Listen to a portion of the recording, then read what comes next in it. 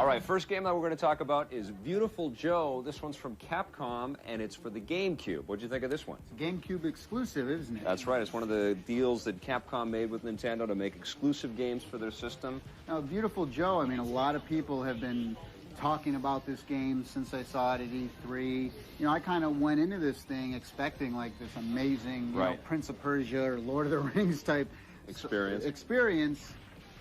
And I was left with a 2D side-scrolling platform game, which I've played 1,000 times before.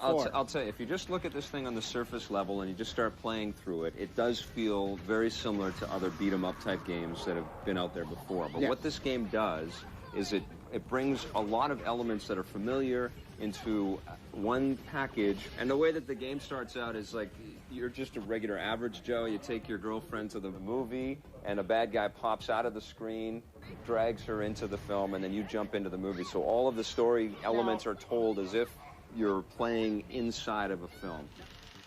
Am I inside the movie? Correct, my young friend. The art style, I thought, was very well done. It's very kind of comic book vibe going on here. So that's something you kind of haven't seen before. It's, you know, super deformed, big head kind of characters, and it's cel-shaded. Kind of like you. Exactly. Super deformed, big head character. Thanks, buddy.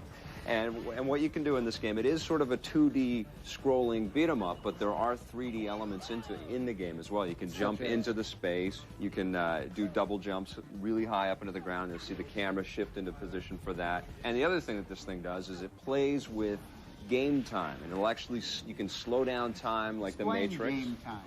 It'll slow it down, it's or slow-mo. you can speed it up with the Mach speed, so you can go super fast. And then there's everything up. And there's a whole bunch of other little special moves that you can pick up along the way. And you're calling this innovation, are you? Yeah.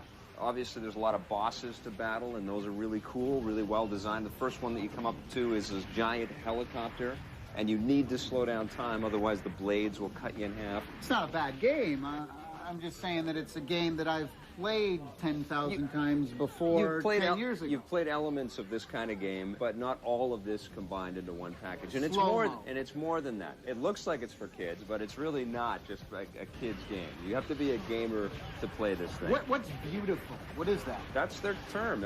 They've created it for the game. Why not say beautiful? Why Viewtiful? Why not say beautiful? Because it doesn't make any sense. Okay, what are you going to give Viewtiful Joe?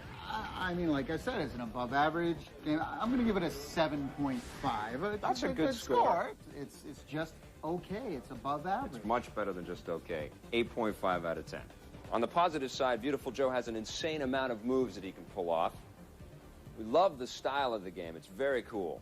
And although the game isn't super long, there are lots of incentives to go back and play it again because there's lots of stuff to find. On the negative side, as cool as this thing looks, the 2D platform elements might not be for everybody. For me, it got real repetitive really quick.